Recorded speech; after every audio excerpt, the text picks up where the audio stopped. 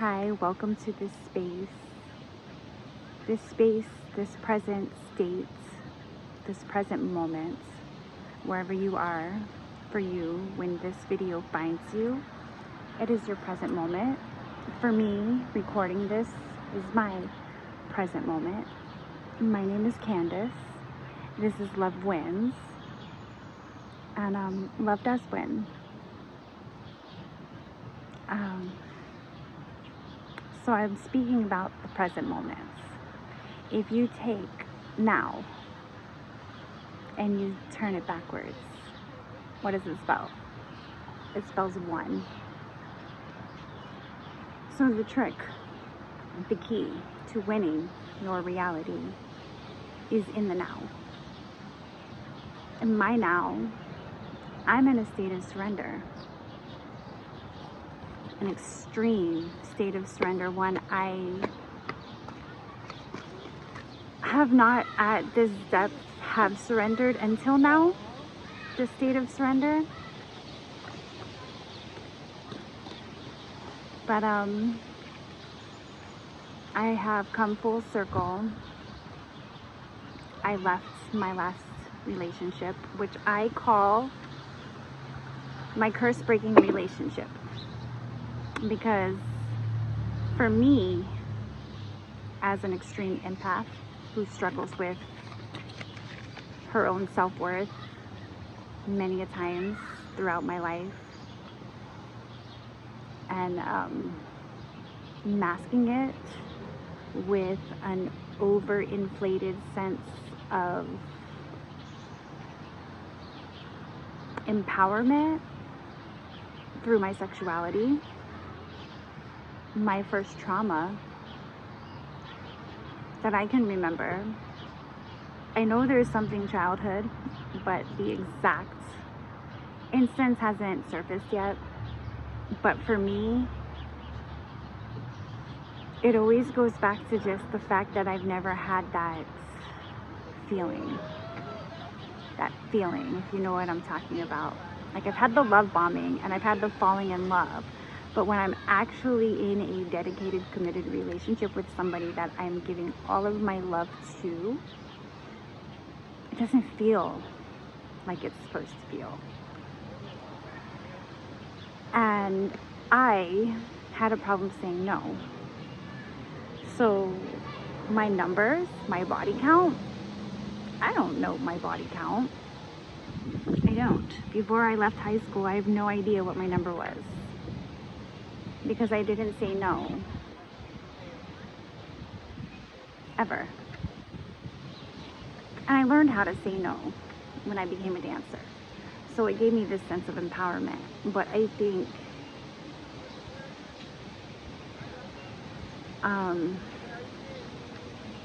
I walked a fine line between light and dark. And then when I found my light and I found my path, I had fallen in love with my past. Baby. What? That's really loud. Can we not? Yes. We'll do it over there with Bella. I love kids. I fell in love with somebody who reminded me of 1 minute. Okay, where I was going, I need to pause with that because the conversation was getting a little R-rated and my children have brought neighborhood kids to play with. So, I had a problem saying no. And my relationships, I have learned that I am a super empath who picks up on, I pick up on the energies around me, but when I'm in close proximity to somebody and I am establishing more of a connection or closer contact, I pick up what they have as well. So I have learned to discern what's mine and what's not mine. And this last relationship was really a catalyst. There's so much distraction. I should record this later, but I kept getting the message to push through and So thank you for your patience if you're pushing through with me. It was such a catalyst for me because he reminded me of a part of myself, so much so. And I could so deeply feel the wounds within him that I just wanted to hold them and heal them. I believed in his healing, as I believe we're all worthy of healing. I don't like to use labels. I don't like to put people in boxes.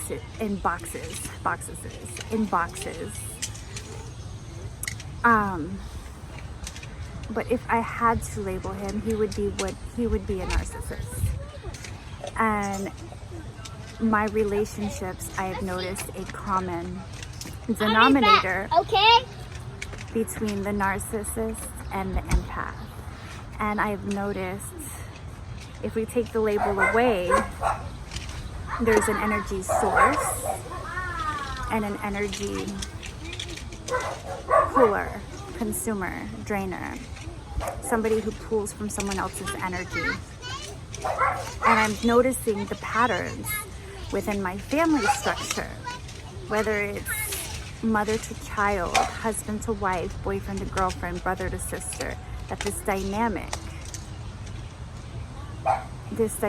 runs so deep within my family and my bloodline. And even I'm looking up at the cloud and it looks like Anubis.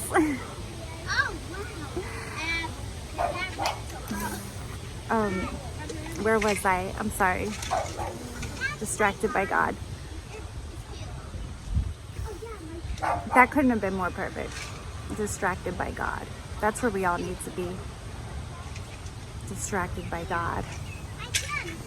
But this dynamic that runs through my family is why I don't want to stay in my mother's house, because I love my mother. I love my family. But I've spent... We'll be right back. Stay right here. Yeah, I'm going to get my place to give to her. I'll tell. Oh, yeah, wait. These kids are really sweet.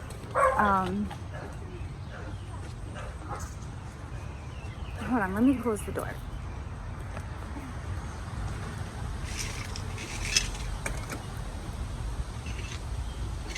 Okay, the dogs keep barking with the door open. My sister has 2 dogs. You know, little dogs, they like to bark a lot. The Napoleon syndrome, it's just all bark, no bite. Okay. The narcissist, the empath, this is something that runs so deeply through my family, and I think that my children and I have worked really hard grounding and raising our vibration and just really recalibrating. And Jacob came from the city, so like the energy in the city's a lot. My sister Carly, just being inside her house, large TVs, gaming computers, electronics, like there's a lot of EMF. That's why I've got my shungite on. Shungite is EMF protector. And it's a lot of energy. So we are positive sources. So to be in an environment that's very toxic where everybody's pulling from everybody is going to make us a magnet. So this is kind of like the safe spaces that I just spoke about. The safer of the spaces for me right now is my sister's house. But there's... Baby, close the door. Close the door. I just closed it twice for you. Thank you. Where was I going? Safe spaces, narcissist, empath, breaking the generational curse, putting up boundaries, choosing myself, learning how to say no, but in this complete state of surrender. So 2020, my grandmother passed away. My grandmother left a family fortune to my mother, who has been really taking care of everybody in the family. Hold on. All right, I'm gonna burn some Palo Santo as I go into this, but taking care of everybody in the family. And some of us super grateful, you know, I took care of my mom a lot, so I feel like her and I have this mutual, I help her, she helps me when we can thing.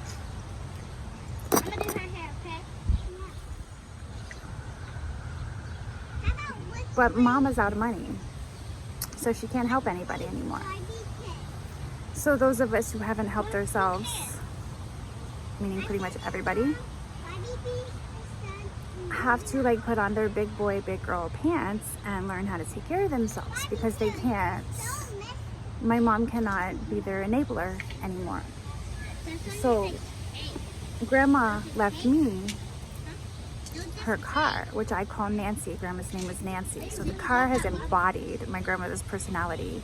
And like, she don't like going up the hills. She's very particular about what I feed her and give her, and I need to keep her clean, and she starts yelling at me.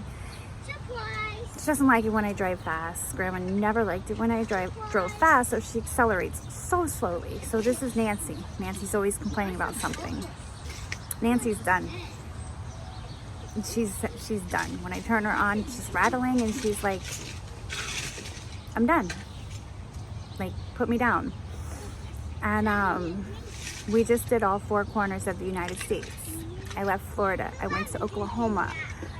I went to Oklahoma because I was running, and I have friends there who I feel safe with. And I went to my safety, and I went to my friends, and I slept like a wounded bird in a nest, and I was cared for, and I was loved, and I was sent on my way.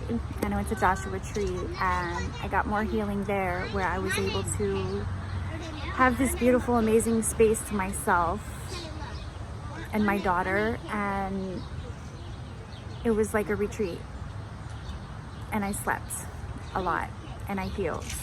And then when it was time to go, I went back to Oklahoma, and from there I was taken with Bella's father to Washington State to spend Mother's Day with Bella's grandmother and her family, and that was a beautiful experience for me.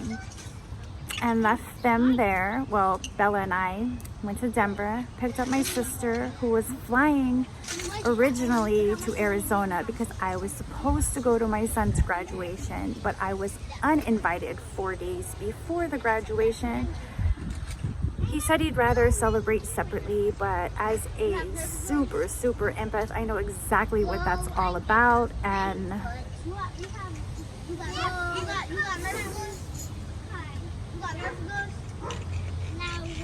you know, all things done in the dark will come to the light. And when my children are ready to come back home, back to their hearts, back to their source, I'll be waiting.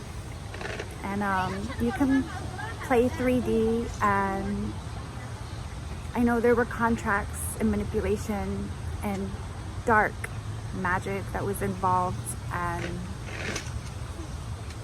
I stand in the light of God, and I speak my truth, and I love unconditionally, and you always have a home in my heart when you're ready. And until then, I will continue my path, my light, my truth, my mission. And so I picked my sister up in Denver. We went to Boston, last minute decision. I was trying to figure out my summer plans with Jacob because he was with his dad doing pre-K, and he was like, you can come get him now if you want to, because I have to go to New York for a conference. If not, I'm gonna have to get someone to watch him. And it was like, let's go now. And I got my son. We went to Florida. I had to clear up my storage unit. I saved my storage unit. I didn't lose my things. I couldn't stay in Florida. I felt really, really, really triggered.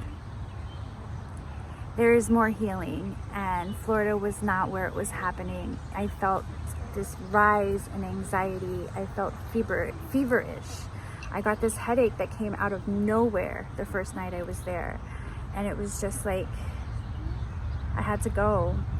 There were people I wanted to see. There was things I wanted to do, but I just had to go, and I left. And we stopped in Tennessee and camped on top of Crystal Caves in Chattanooga and did some waterfall swimming and some grounding, and to spend a couple of days on a campsite.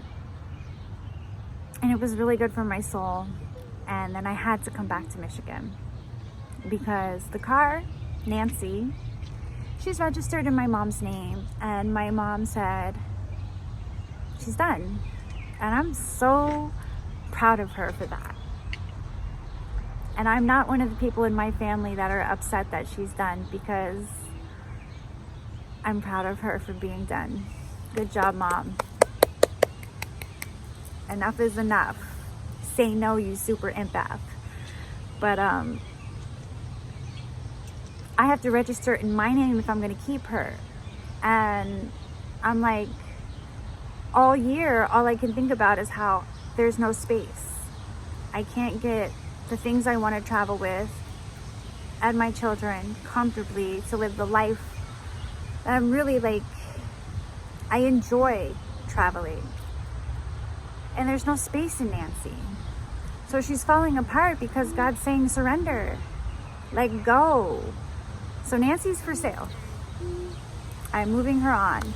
She's going to find a new home, and I'm going to sell her, and I am going to manifest like I do from scratch, like I have mastered.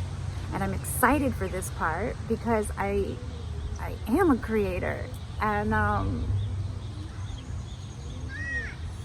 get to do it again, but this time from my heart, not from, yes baby, I get to create from my heart with God and live the way I want to live. Hi. You want to say hi? Yeah. Hi. And all of this is clearing up. Hi, John. When they say no contact is important, it really is important. I thought I could remain friends. I thought there could be communication. If someone isn't choosing healing, they really are unsafe for you. I did not realize how much stress I was carrying.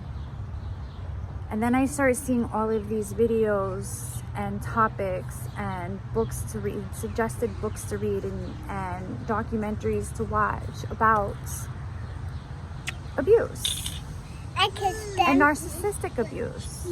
Bella, please, baby. And the funny thing is, the last time there was contact, what he said to me was, I like to play the victim, and I'm just putting everything online so people can feel bad for me. And I like rolled my eyes so fucking far in the back of my fucking head, because that's what everybody has said my whole life. And I spent all of this time and energy explaining how no, I just want to empower people. I just want to show people that if I can do it, you can do it. And I'm so done explaining myself. I am. I'm telling my story because that's what we do. Medicine women, priestess. We teach the wisdom from our experience. Chiron is healer, heal thyself. Where your Chiron is, mine is in my 3rd house with my Taurus, with my Venus, with my Mars, and my Mercury is at 29 degrees there, and that's stellium. If you know, you know. I'm not going to explain what that means to people who don't know, but like, if you know, you know. I know what I'm talking about. So through my healing of myself, I am able to teach.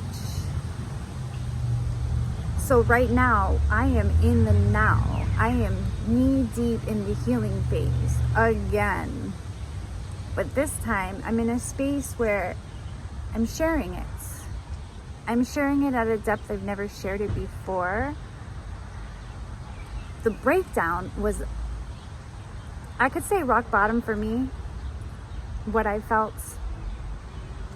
in this last relationship and making the decision to leave this relationship, feeling completely like a failure, feeling like I know I have to be the abandonment in this abandonment wound. I know I have to be the trigger that is going to be I don't know why the fuck she left me. I know I had to leave him basically to die in a hospital, because I did. I left him first. I broke up with him first. And it was that extreme. I fought myself for a year because I knew in the beginning I was pregnant, so I stayed. And I did love him. There's this part of him, it's so lovable. I did love him. And I wanted to believe that I was strong enough to be in my light, because I withdrew. I didn't realize I was isolating. I didn't understand that that's what that was. I thought I was withdrawing from the world so I can conserve my energy, so I can build my light strong enough so we can walk through this darkness together.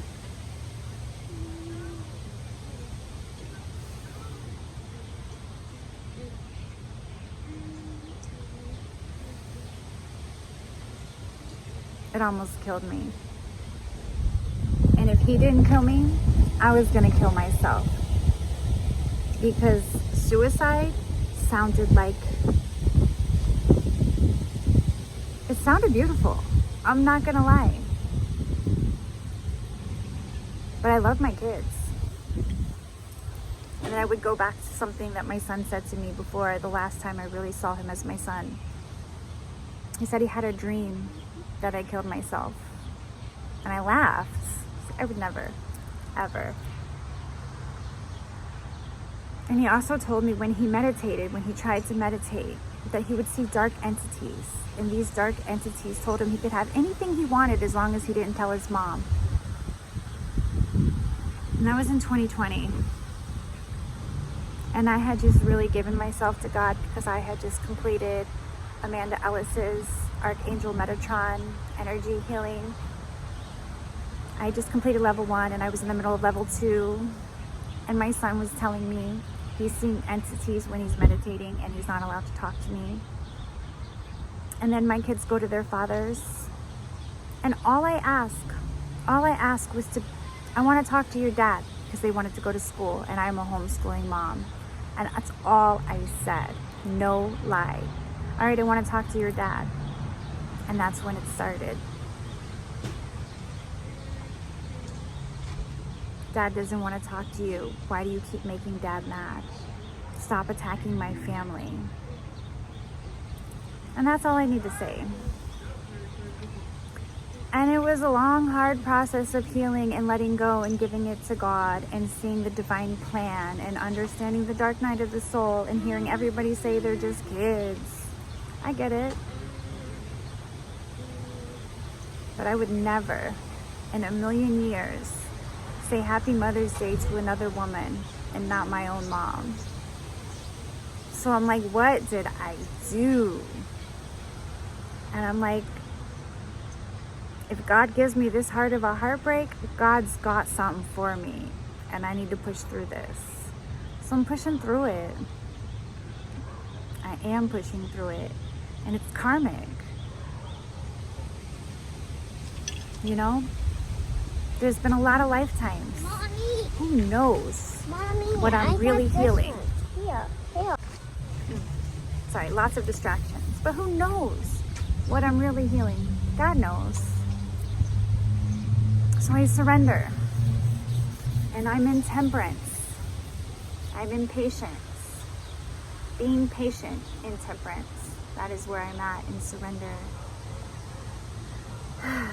And the only thing I can do is raise my vibration, stay centered, stay grounded, and keep moving forward. And I do that with grace. And I'm speaking to you because if I can do it, you can do it. So whatever it is, no matter how bad it hurts, If it is somebody that you know, that I feel like I'm speaking directly to somebody, but if there is somebody in your life that you know is not good for you, and I don't care how much you love them or how bad you're gonna hurt them or how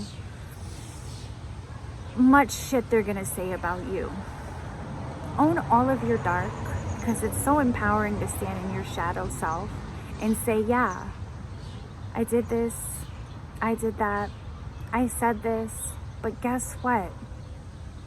That was the past, and this is my now.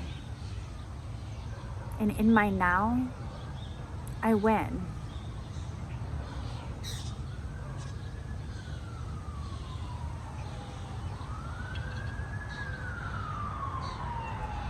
It's a beautiful place.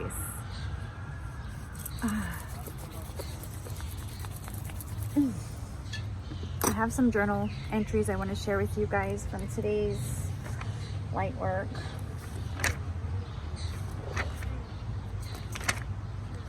I can find my page. So I jot down the things that resonate with me throughout my day.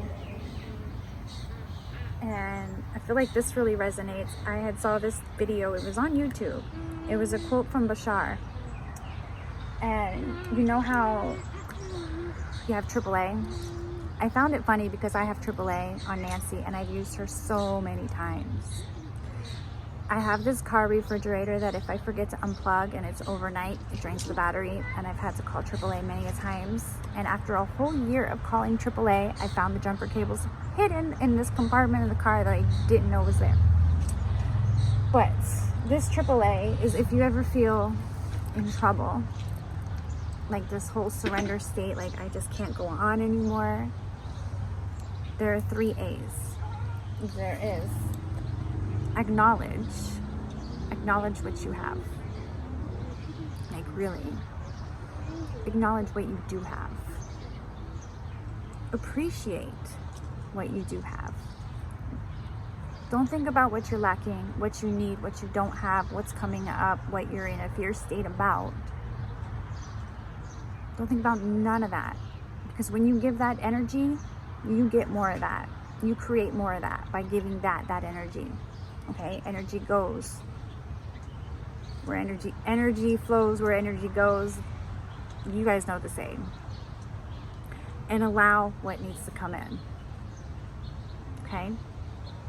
Without worrying about what you don't have, you allow what needs to come in. You hold space for yourself. Stay open for the unlimited possibility of anything can come in. But it cannot come in if you don't allow it to come in. Okay? That's good. Good stuff right there. And I wrote down success. What does success look like to me? I said that because I watched this video from, let's let the motorcycle go first. Light some more Palo Santo. You're in this with me, you're in this with me, and time doesn't exist, and we got all day, because we're not wasting our time binge watching some bullshit on Netflix, right? I spent a lot of time last year binge watching things on Netflix. That's what he liked to do, not what I like to do. So I would just take that time and I would zone out from what he was watching, and I would meditate. I would do mantras in my head, chant, affirmations, all that good stuff, all that jazz. But he would watch lots of murder, kill, kill, murder, kill, and then fall asleep to that stuff. And wonder why he can't change his reality.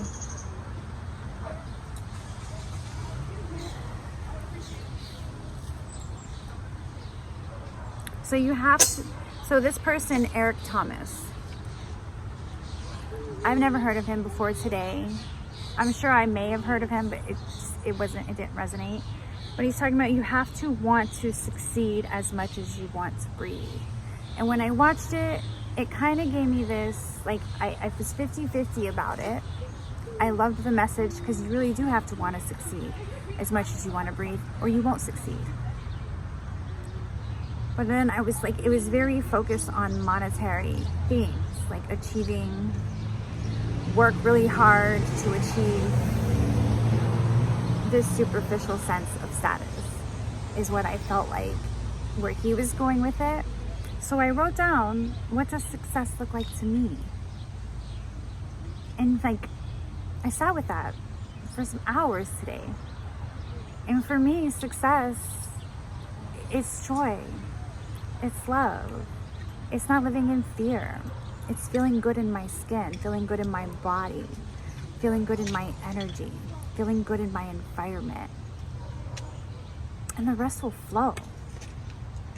That's what success looks like for me. So if I have to want that as bad as I want to breathe, I do.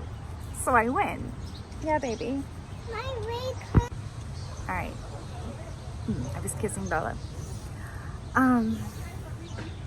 Yeah, so I feel like that is the message for today. And it's funny, my page is flipped when I was hugging Bella. She hurt her knee. And I wrote, I need to talk to his soul, and I need grounding as I go under. I need to talk to his soul because his human is so stubborn. I wrote that before I left him. Oh, left him to die. I did want to say that because that's the story. She left me to die. See, I had broken up with him first because I knew I needed to go, because I was contemplating suicide. And I was laying in bed every night dreaming of freedom. I would also dream of him healing, and I would dream of us being happy together, and I would dream of just being able to be normal with him, because I couldn't. But I did dream of it.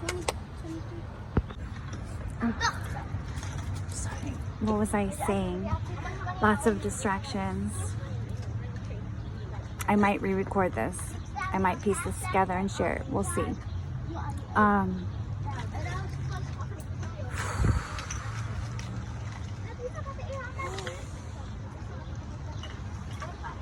Okay, so yeah. When I left, it was hard. It was one of the hardest things I had to do because I loved him, but I loved his children and they loved me. His son said that I was his hero. His daughter gave the best hugs. I wanted to be they called me their stepmom. I wanted to be their stepmom. I loved them. But they're not my children. And I had to protect my children. And I swore to my soul that my children would never see him put another hand on me. And when he started screaming and threatening, and it was over the stupidest thing. When he started screaming and threatening, all of this anxiety built up and I left. And after I left, he spiraled. Ended up in the hospital. His liver was failing. Or kidneys. I've heard 2 stories. She's 3. Okay. I left him in a hospital. And I carried so much guilt because for 3 days I didn't hear from him. And I didn't want to hear from him because I was trying to let him go. But when I didn't hear from him, I knew something was wrong. Because he's the type, you don't let sleeping dogs lie. So when I didn't hear from him, I knew something was wrong. And when I found out he was in the hospital because he had drank himself into, he was unconscious. And he woke up 3 days later and didn't know what day it was. And I felt like I should be there for him. because the person I am, the way that I love,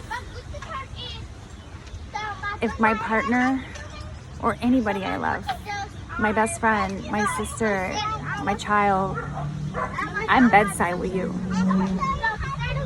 That's how I love. But I knew I couldn't be there because I knew it would spiral back into a toxic cycle that I had prayed to get out of. So I had to leave him to die.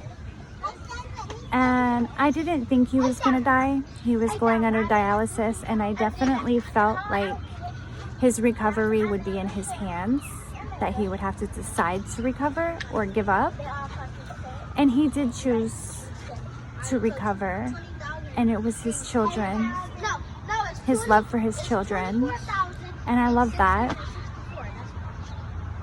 And not gonna lie, that made me want to go back. But the few conversations we had turned right into blame, and the attacks, the verbal attacks. And it was like, no, you're not choosing healing, and you are not safe, and I need a safe space. So I need to be my safe space. And that's how I break my cycle. Sirens. That's how I break my cycle.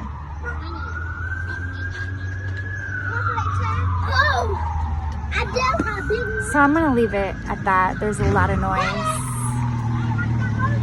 Whatever your third dimensional reality is, do not let it bring you down. Rise above. Bring your vibration so high that nothing in the physical can touch you, because that's where you belong. You are spiritual royalty, and your spirit guides and your angels and your higher self is waiting for you in that frequency, so you can walk right on out of that story. So let's walk through it together. The alchemy of now. I love you guys. Love wins.